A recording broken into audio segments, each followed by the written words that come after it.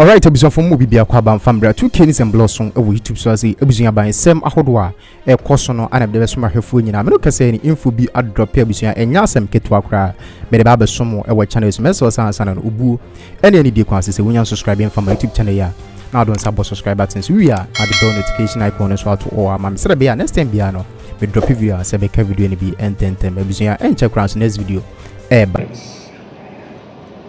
when I got here, what the provost said, I said, oh boy, I have to go back. So I'm going back to the old style. I believe that is why the auditorium is filled. I want to give you my background for you to see how lucky you are to be here today.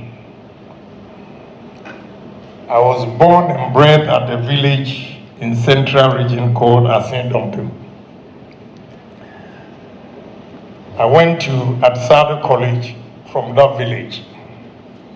From there to Winneba sixth form, and after sixth form, I went to Germany. In Germany, I was washing plates and also cleaning shops known or called Promat shop in Hamburg. From there, I saved money and went to America. And in America, I first worked at Zaro Bakery. Then I got a gas station. I worked, and that time I was working 88 hours a week at the gas station and 40 hours at the bakery. I managed to save and bought my first taxi. Within 7 months, I had 8 taxis. 7 guys working for me and paying $40 a day. So I was making $280 from the drivers, and I was also saving $100. It means I was making $380 a day. Then I managed to buy a house at East Legon for my parents, because my stepfather was an ex-military officer. He didn't save money for the rainy day. So when he went on pension, he had no place to live. They allowed him to stay at his bungalow for 6 months, and they threw them out. When I heard of the news, fortunately, Mr. Zuma Nelson and his manager were in America. So I gave them my first $16,000 in 1988 to deposit on a property for them. And Mr. Asa was very honest. He did that. The actual cost was $24,000. So after the deposit, I gave the rest of the money. That's how they moved. I went on doing business, and I decided to go to university. What you are lucky is when they said 24 years in parliament, says some of you were not born. I went to university at the age of 33. I had a daughter and a son before going to university, Fordham University in New York. Let me tell you, I had my business here, and going to school over there, the level of dishonesty, my business was near collapse. So the 3rd year going to 4th year, I stopped the university, because Fordham University, I was the best economic student.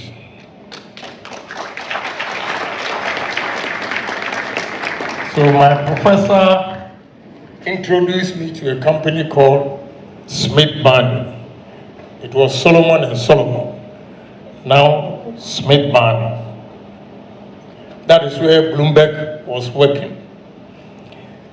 When they came to campus to interview me,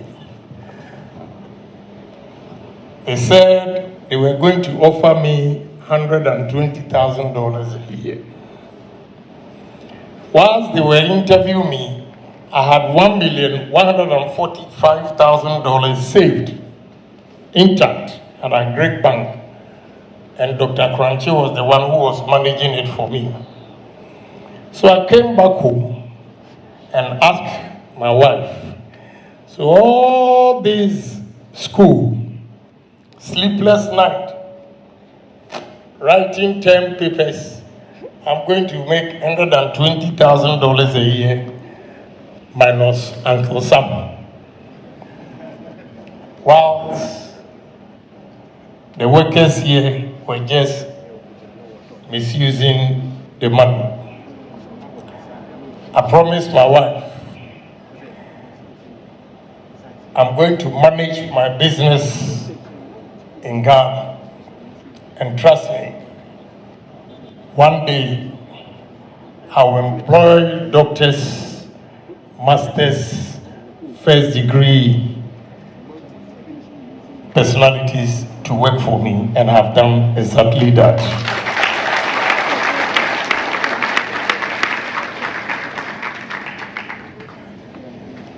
Today, you can use your IT, the digital technologies and all those things to do something better than what I was doing, because when I was in secondary school, where I got the business traits, was that I didn't feel shy, because I was born and bred in a poor home, and all I did was, my mother was trading, or a trader, selling on a small table at Okanshi. So on vacations, I would just go and select some of the items and put it on the board and walk from Okanshi to Agbebulushi, walk Okanshi to Kokomlemle. And I was hawking on the street. When I see you, I'll show you, yes, pick a chocolate, Tatra, Nazet, yes, raw.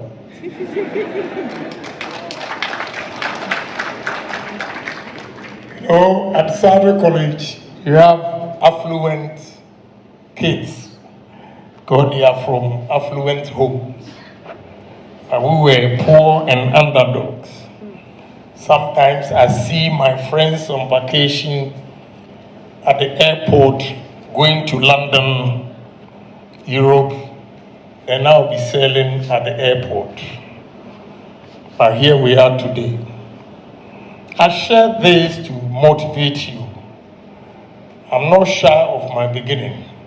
I want you to know that I was not born with a silver spoon.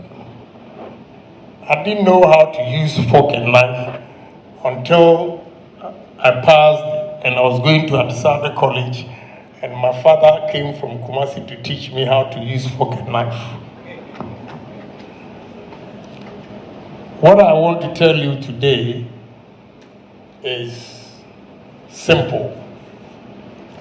Every student here, whether you're an economic student, sociology, political science, whatever, you should have a vision. So ask yourself, what is your vision? Is your vision going to be, oh, after here, I'm going to look for a job? Or have a vision that after here, I'm going to build my business? Like my young man here. He was here a couple of years ago, and now I heard him say that he did political science. But from what I read about him, it means he's branched off completely. What that means is you only have to acquire knowledge here. It doesn't matter what you read on campus. It's you, the individual, and your determination. Every individual here should have 5 things. And write it down. The acronym is GOSPA. GOSPA means you should have goals. Every individual should have goals, objectives, strategy, planning, and activities.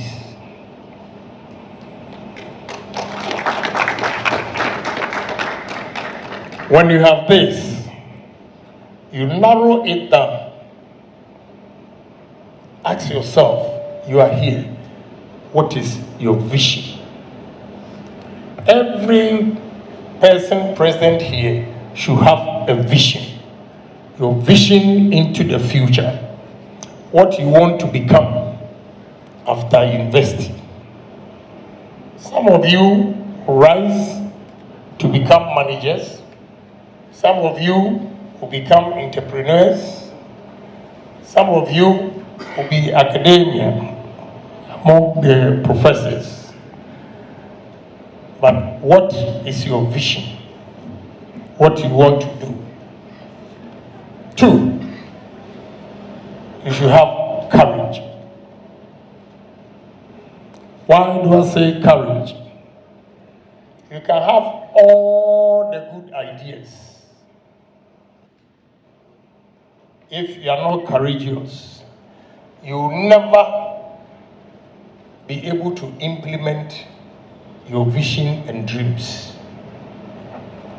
So what I say to young men and women present here is that you should be bold to take risk, and the future belongs to risk takers, not security seekers.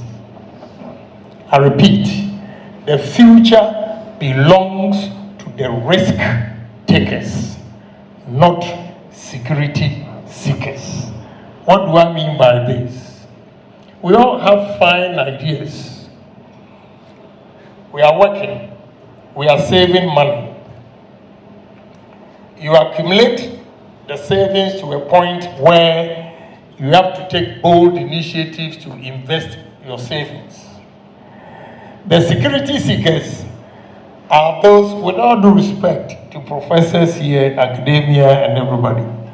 Security seekers are those who are afraid to take risk and go and buy treasury bills with their savings. Because the treasury bills is being managed by a bank to give him interest. Have you asked yourself, how much is the bank going to make for them to pay you interest?